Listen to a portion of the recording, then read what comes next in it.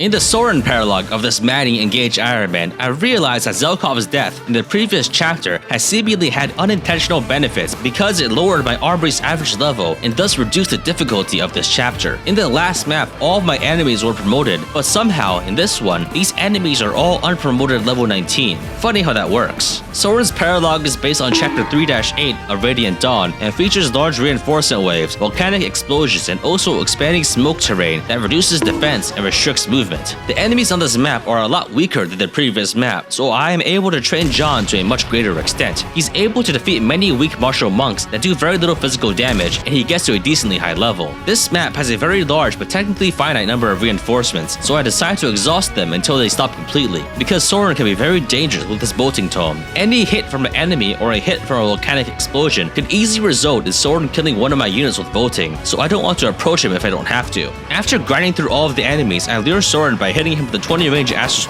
Storm. Soren moves forward and hits me with a couple of boltings, but I manage to avoid casualties. I then pounce to take Soren out. Louis one-shots his first health bar with a Silver Great Lance and knocks him into the smoke, giving him -5 defense. Yunaka follows up to do more damage, and I finish off his second bar with an Astral Storm. Finally, I have Fram quadruple him to finish him off to complete the map. This grants us the Soren bracelet, which is perhaps one of the best DLC emblems, for his utility in XP and SP grinding, and his use in an extremely overpowered endgame build.